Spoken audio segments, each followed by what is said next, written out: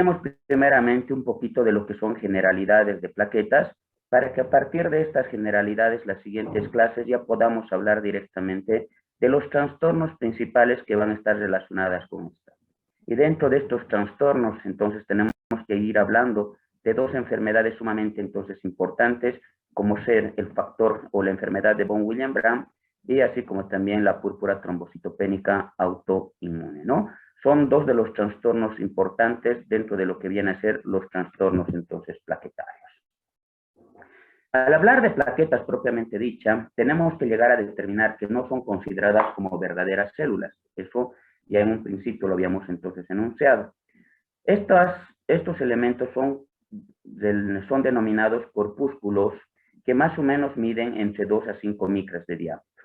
Obviamente que nacen de células que se encuentran presentes a nivel de lo que es la médula ósea, como son los denominados megacariocitos. ¿Qué quiere decir? Que la célula originaria para las plaquetas van a ser a partir de los megacariocitos localizados dentro de lo que es la médula ósea. Bien. En la sangre se encuentran en una cantidad aproximada de 150.000 a 450.000 plaquetas por milímetro cúbico de sangre. Bien, estos valores son considerados como normales y tenemos que tomar en cuenta que el promedio de vida de estas oscila entre 7 a 10 días. ¿Qué quiere decir? Que en este tiempo, lamentablemente, estas van a sufrir entonces una lisis o una destrucción. Posteriormente, entonces, van a terminar dentro de lo que nosotros consideramos el cementerio para células o para fragmentos o para productos de desecho, como viene a ser entonces el vaso. Ahora, dentro de la función importante de las plaquetas, tenemos que llegar a decir que juegan un papel importante dentro de lo que es la coagulación y la hemostasia. No estamos diciendo que son los principales determinantes de la coagulación y la hemostasia. Estamos indicando que juegan un papel importante dentro de todo este proceso.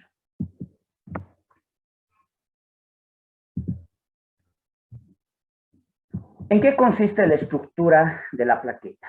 Primeramente, al microscopio de luz, las plaquetas se las van a apreciar como unos pequeños corpúsculos que van a tener diferentes formas.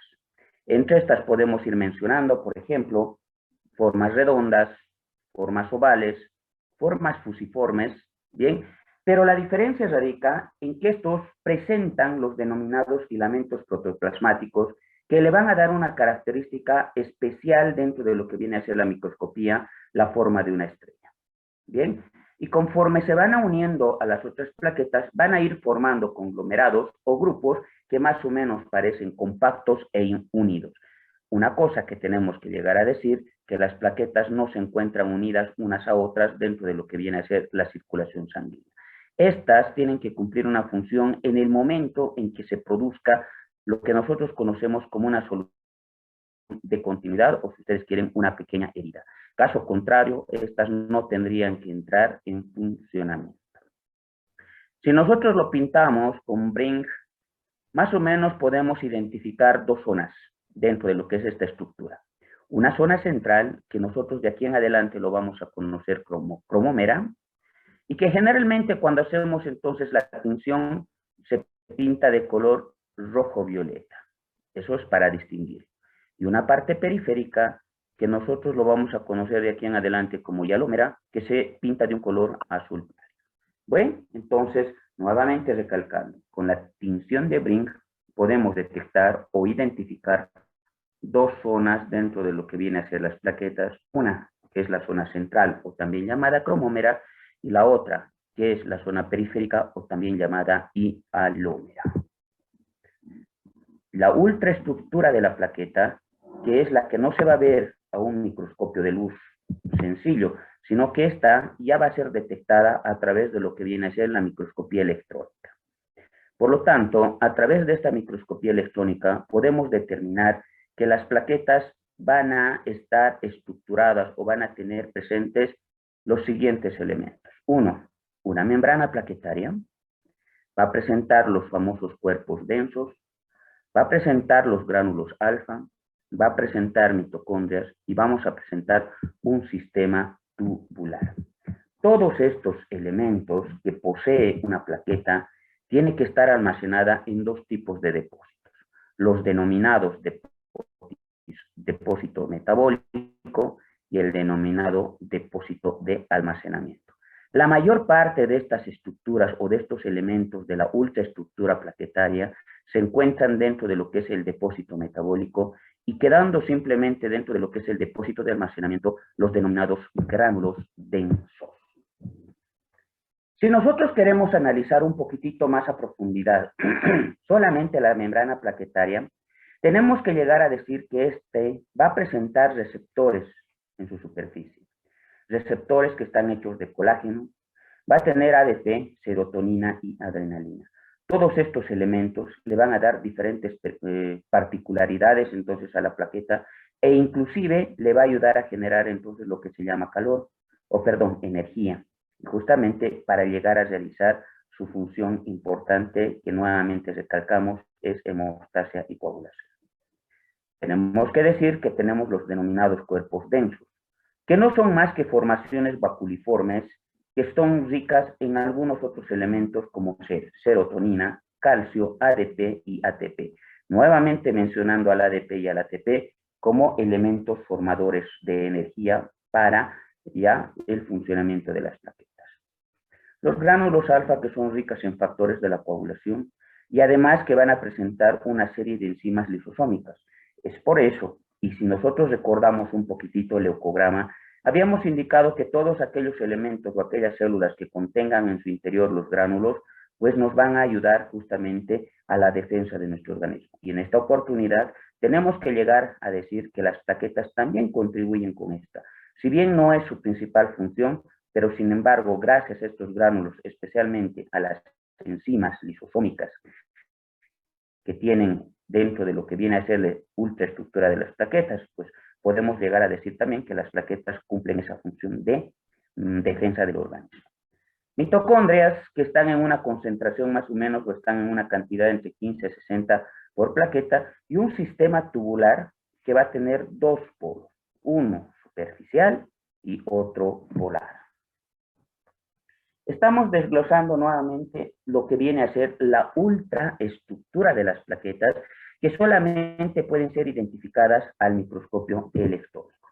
Y nuevamente recalcando, todos estos elementos tienen que estar depositados en dos diferentes elementos, el denominado depósito metabólico y el denominado depósito de almacenamiento. La mayor determinante o la mayor parte de esta ultraestructura de las plaquetas se encuentra dentro de lo que es el depósito metabólico. Bien, que dicho de otra forma, está formado por la presencia de las mitocondrias, los gránulos alfa, ¿ya? Y las membranas, y son las encargadas de participar en las reacciones metabólicas de las células. O sea, ¿qué quiere decir?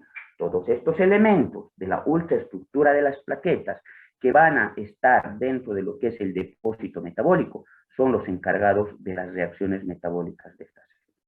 Mientras que el depósito de almacenamiento va a estar los denominados gránulos densos. Bien, hablaremos ahora de la función de las plaquetas. Entonces, dentro de nuestra mente ya sabemos que las plaquetas juegan un papel importante dentro de lo que es la hemostasia y la coagulación. Bien, tenemos que llegar a decir que estos elementos son sumamente sensibles a diferentes estímulos, especialmente el estímulo de lesión del endotelio. Una vez que se detecta una lesión endotelial, las plaquetas reaccionan rápidamente gracias a estos elementos encontrados dentro de lo que es la membrana de la plaqueta, como habíamos indicado, ¿no? Pues entonces, al producir esta reacción, van a dar lugar a que se vayan adhiriendo al subendotelio. ¿Bien? ¿Para qué? Para tratar de ir ya mejorando o compensando esa lesión endotelial que se ha presentado. Este proceso que se denomina, ¿ya? O donde las plaquetas se producen o se adhieren rápidamente al subendotelio, se denomina por si acaso adhesividad plaquetaria. Bien, entonces nuevamente recalcando, la adhesividad plaquetaria se caracteriza porque inmediatamente se detecte la reacción o mejor dicho, la lesión endotelial, las plaquetas van a reaccionar rápidamente adhiriéndose a esa pared o al subendotelio que así ha sido lesionado, provocando el denominado fenómeno de adhesividad plaquetaria. Inmediatamente, ahora sí, cuando ya se ha detectado este elemento o este proceso de estimulación, pues recién las plaquetas van a empezar a unirse unas con otras para dar lugar a la denominada o al denominado fenómeno de agregación plaquetaria, ¿no? Y de esta manera llegar a constituir el denominado primer tapón plaquetario. ¿Para qué nos sirve realizar este primer tapón plaquetario? Cuando hablemos de coagulación y hemostasia, ya vamos a ir dando cuenta, o aquellas personas que ya han hecho la práctica, seguro que sí se dan cuenta, ¿no? Este tapón plaquetario juega un papel muy importante dentro de lo que viene a ser la hemostasia primaria. Dicho de otra forma, la hemostasia primaria se va a activar o se va a iniciar con justamente la lesión del endotelio, provocando primeramente una vasoconstricción periférica, ¿ya? Eso es gracias a los vasos, e inmediatamente poniéndose en acción lo que vienen a ser las plaquetas, primeramente produciendo la adhesividad y posteriormente la agregación, y de esta manera realizar el denominado tapón plaquetario. Al mismo tiempo que van a hacer las plaquetas, van a mandar el estímulo a la cascada de coagulación para que éstas se empiecen a activar unas tras otras, todos los factores de la coagulación, y de esta manera se vaya cumpliendo el denominado fenómeno de hemostasia. Bien, en la adhesión de las plaquetas tienen que participar, por si acaso, una serie de sustancias, porque así por así no van a llegar a estar adheridas unas a otras las plaquetas, ¿no? Y estas sustancias que juegan un papel importante dentro de este proceso de adhesividad se llaman adhesinas justamente. Bien, al mismo tiempo podemos llegar a determinar que tenemos las integrinas, que son los sitios de unión de las proteínas adhesivas. O sea, ¿qué quiere decir? Para que nosotros podamos tener a las adhesinas, que son las directas sustancias encargadas para que se presente esta adhesividad plaquetaria, necesariamente tenemos que contar con las denominadas integrinas, que serían los sitios de unión para estas proteínas o para estas sustancias adhesivas. También tenemos que llegar a recordar que existen otras proteínas plasmáticas, bien, otras proteínas endoteliales que van a llegar a favorecer esta adhesividad plaquetaria. Entonces, no solamente esta adhesión plaquetaria está gracias a las adhesinas, sino que también entre estas otras proteínas plasmáticas y otras proteínas endoteliales podemos ir mencionando las siguientes. ¿Cuáles? El factor de von Willebrand, la fibronectina y la trombospondina. Entonces, otras proteínas plasmáticas endoteliales que juegan un papel muy importante dentro del proceso de adhesión plaquetaria, al margen nuevamente recalcando de la denominada adhesinas o de las sustancias denominadas adhesinas. Y de ahí que pues ya tenemos, por ejemplo, que como bien es una proteína plasmática o proteína endotelial el factor de von Willebrand, pues hay una alteración que se va a caracterizar justamente por ausencia de este factor de von Willebrand, dando lugar a una denominada enfermedad que es justamente, como su nombre dice, ¿no? Enfermedad de von Willebrand. Por lo tanto, eso ya lo vamos a ir viendo en las siguientes clases, por si acaso, ¿no? Dentro ya de las patologías propiamente dichas de las plaquetas. Ahora, este factor de von Willebrand, que está siendo producida justamente por las células endoteliales y por los megacariocitos, actúan además como un transportador y estabilizador del factor 8. Entonces, si nos estamos dando cuenta, este factor de von Willebrand juega un papel importante dentro de lo que viene a ser también la cascada de la coagulación, porque gracias a este factor de von Willebrand, justamente vamos a tener la estabilidad o vamos a tener la transformación de lo que viene a ser el factor 8 de la coagulación, factor sumamente importante dentro de lo que es la cascada de la coagulación. Y al mismo tiempo nombrar simplemente a lo que es la fibronectina y la trombospondina. Por lo tanto, en conclusión, dentro de las funciones que puede llegar a tener las plaquetas, al margen de la hemostasia y de la coagulación, además función procoagulante, función fagocítica, contracción vascular y retracción del coágulo. Entonces, otras funciones que las podemos llegar a atribuir a las plaquetas gracias, primero, a la función y gracias a la ultraestructura de la plaqueta.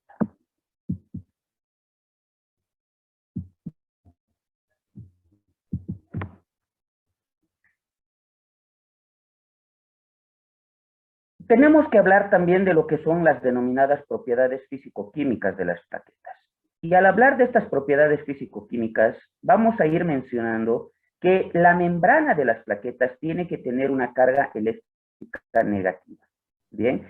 La cual va a impedir la retracción o la adhesión entre ellas dentro de lo que es el torrente circulatorio, en caso de no existir justamente el estímulo necesario, que nosotros lo conocemos como la solución de continuidad. Entonces, para que justamente estos corpúsculos se repelen, pues necesariamente tienen que formar cargas eléctricas iguales, ¿no? Porque hemos indicado cargas de la misma determinación, entonces van a hacer que se repelen, mientras que cargas contrarias van a hacer entonces que se unan.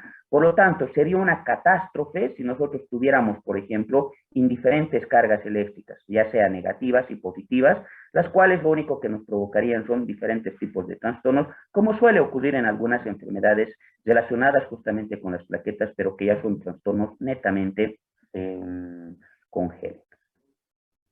Además, tenemos que llegar a mencionar que existen también dos proteínas que le van a condicionar a las funciones específicas. O sea, ¿cuáles son estas dos proteínas que le van a dar estas funciones importantísimas a las plaquetas? Por si acaso, una es decir, función específica o importante, y otras son las otras funciones que puede llegar a presentar las plaquetas, ¿no? Y entre estas proteínas que las podemos mencionar está la trombostenina y el fibrinógeno, por si acaso.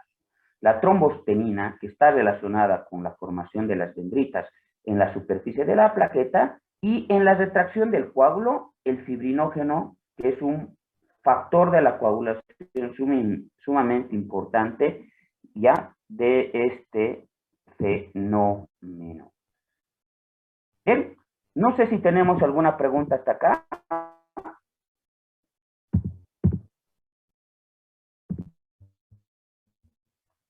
Todas estas son las características fisiológicas relacionadas, por si acaso, a las plaquetas. No sé si queremos preguntar, señores,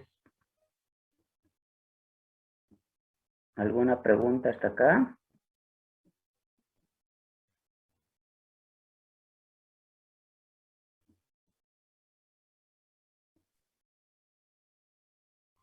Bien, creo que ninguna. Seguiremos entonces.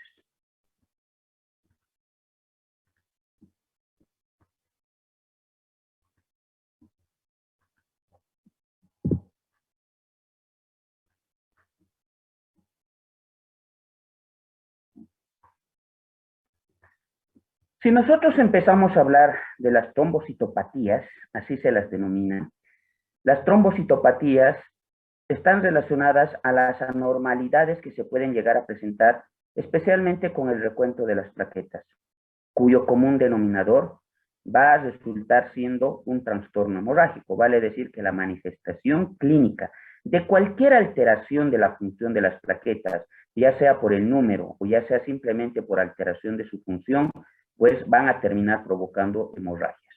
Y es así que nosotros podemos llegar a distinguir tres tipos: las denominadas trombocitopenia, la trombocitosis y finalmente tenemos los trastornos funcionales o trastornos cualitativos. Nuevamente recalcando, dentro de las alteraciones o de las aberraciones o de las patologías asociadas a las plaquetas, tres son los tipos que nosotros podemos llegar a determinar: la trombocitopenia, la trombocitosis y los trastornos funcionales cualitativos. Dicho de otra forma, las trombocitopenias, disminución de la cantidad de número de las plaquetas; la trombocitosis, exceso en la cantidad del número de plaquetas; y los funcionales o cualitativos, netamente determinados a la función y no así al número.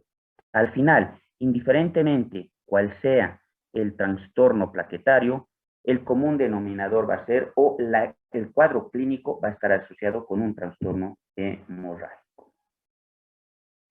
Dentro de las trombocitopenias, su nombre yo lo está diciendo, es la reducción de la cantidad o del número de las plaquetas circulando en la sangre periférica por debajo de los 150.000. Dicho de otra forma, todos los valores menores a los 150.000 de plaquetas circulando en sangre periférica se lo considera como trombocitopenia.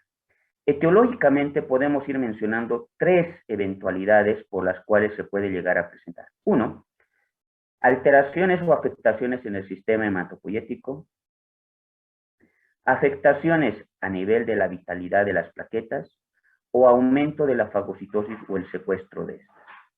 Cada cual está relacionado con algún tipo de trastorno. Por ejemplo, alteraciones en el sistema hematopoyético causando una disminución en su producción. ¿Qué quiere decir? Que a nivel de la médula ósea, la célula propiamente dicha o todos los órganos hematopoyéticos se caracterizan porque en vez de producir plaquetas en cantidades suficientes, van a disminuir en cuanto a su producción. O al mismo tiempo, estos mismos órganos hematopoyéticos pueden acelerar su destrucción. Entonces, alteraciones o afectaciones al sistema hematopoyético. Dos, aquellos procesos que afectan la vitalidad de las plaquetas, como por ejemplo el uso de algunas sustancias o algunas drogas, como viene a ser la heparina. Y finalmente, aquellas que aumentan la fagocitosis y el secuestro, como puede ser el hiperesplenismo secundario, la cirrosis hepática, los problemas infecciosos o los problemas sépticos. Mientras que la trombocitosis es todo lo contrario a la trombocitopenia, ¿no? La trombocitosis que se caracteriza porque hay un incremento en la cantidad de las plaquetas, aumento por encima de los 450.000. Frecuentemente, este debería ser un fenómeno transitorio y asintomático, pero otras veces llegan a persistir de manera crónica y generalmente esto se debe a la proliferación no regulada y a un aumento en la producción de las plaquetas, como suele ocurrir en los síndromes mieloproliferativos. Entonces, al hablar ya de un síndrome mieloproliferativo, a esto nosotros lo tendríamos que denominar como una trombocitemia esencial, pues estaría catalogado ya a un pasito, o ser un antecesor de enfermedades oncohematológicas. Dicho de otra forma, el incremento exagerado en las plaquetas puede estar agarrado de la mano de procesos neoplásicos. Lo primero que tenemos que descartar cuando nosotros estemos frente a un paciente que tiene gran cantidad de plaquetas en su circulación sanguínea son, uno, hemorragias agudas o crónicas. O sea, descartar por todos los lados de que mi paciente no esté con una hemorragia importante, ya sea reciente o ya sea crónica. O que este paciente no se haya sometido a una flebotomía, como suele ocurrir en las policitemias, cirugías mayores o la esplenectomía, o definitivamente que estén asociados a procesos malignos o procesos neoplásicos. Por lo tanto, primero descartaremos todas estas posibilidades antes de determinar de que la trombocitosis está netamente relacionado con los síndromes mieloproliferativos. Tercer aspecto estaría relacionado con los defectos cualitativos de las plaquetas. Habíamos indicado que son tres los fenómenos en los cuales nosotros tenemos que llegar a pensar dentro de lo que son las trombocitopatías. Uno es la trombocitopenia, dos, la trombocitosis y finalmente los trastornos funcionales o los trastornos cualitativos.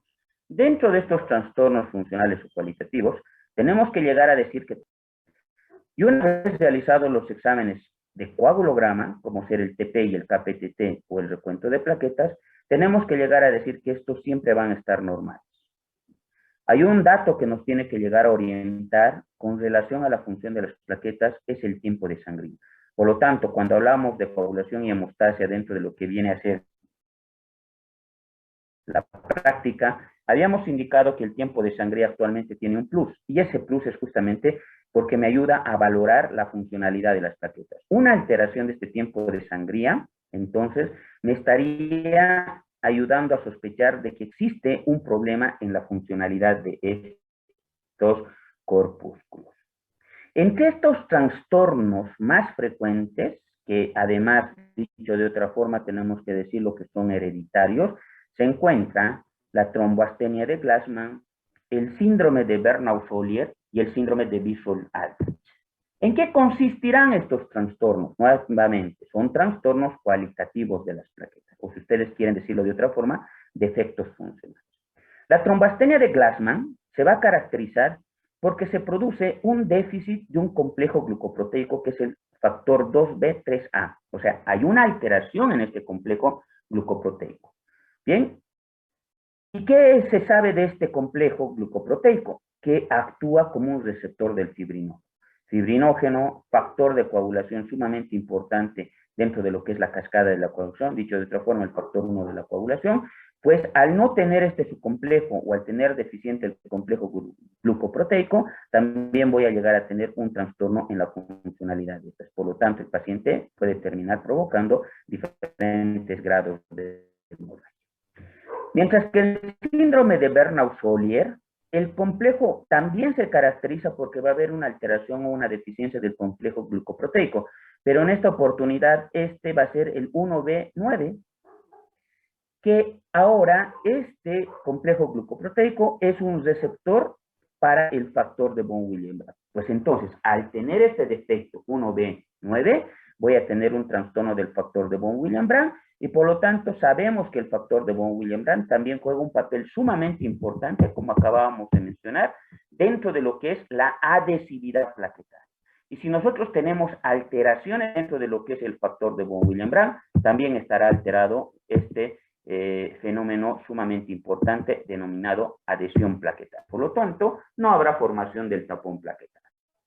Y finalmente tenemos al síndrome de Wiesel-Aldrich. Este síndrome se produce porque el déficit glucoproteico se encuentra 1B1A, bien, que además va a dar lugar a un defecto en la cialoforina, que nosotros fácilmente lo podemos detectar a través de la determinación de biología molecular a través de lo que es el CD46, que nos estará reflejando alteraciones en la codificación genética del cromosoma 16. Por lo tanto, este trastorno provoca un defecto de la cialoforina por un trastorno a nivel de la codificación genética, que sería trastornos en el cromosoma número 16. ¿Ven? Es toda la dinámica que teníamos que realizar el día de hoy. Nuevamente voy a recalcar, a partir de acá, las clases no son más largas, porque definitivamente los trastornos que tenemos que llegar a ver son sumamente cortos, ¿no? No sé si tenemos alguna pregunta.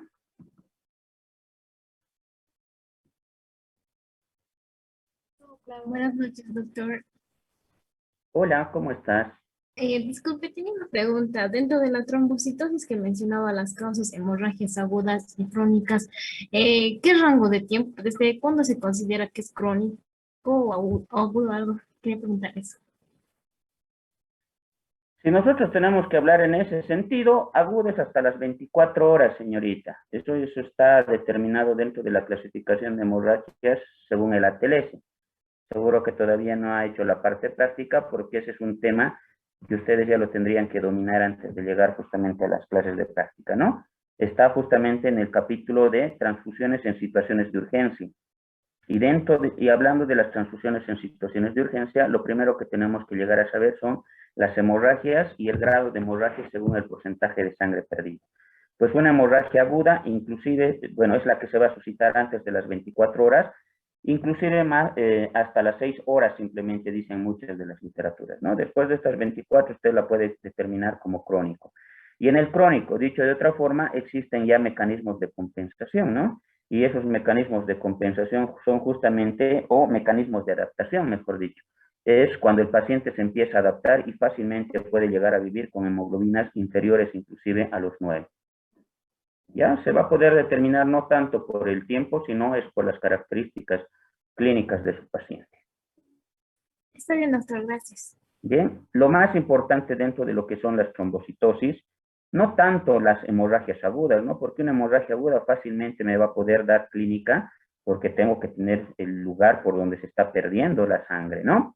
Ahí como mecanismo de compensación va a haber elevación de la cantidad de plaquetas, pero las que no me va a dar mucha clínica, porque va a haber justamente lo que acaba de preguntar su compañera, vamos a tener los denominados mecanismos de adaptación, pues estos fácilmente pueden esconderse y no poder determinar que esta trombocitosis está siendo producida justamente por este tipo de hemorragia. Es lo más frecuente, por si acaso, para la trombocitosis. Entonces, antes de poder decir que esa trombocitosis está relacionado a un problema neoplásico o a un síndrome mieloproliferativo, lo primero que tengo que buscar nomás son este tipo o estos otros tipos de trastornos hemorrágicos que pueden ser los causales justamente para que por mecanismo de compensación nosotros empecemos a tener justamente aumento en la cantidad de las plaquetas. ¿Bien? ¿Alguna otra pregunta?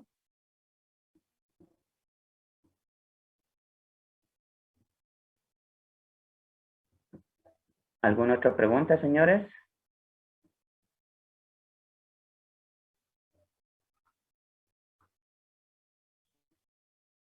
Bien. Si no tenemos más preguntas, con eso estaríamos concluyendo la actividad del día de hoy. Bueno, solamente recalcando que es el grupo que menos participación tiene justamente en la clase. De todas formas, siempre han dicho que la clase en la parte teórica no es obligatoria, pero yo siempre he recalcado y aconsejado de que lo mejor que nosotros nos puede llegar a pasar es participar de la dinámica, ¿no? Y eso me serviría inclusive para no estar teniendo que leer muchas veces hasta de memoria. Bien, señores, si no tenemos mayores preguntas, con eso estaríamos dando por concluido la actividad del día de hoy, ¿no? Hasta la siguiente clase. Hasta luego, doctor. Gracias, doctor. Hasta Buenas noches. luego. Buenas noches.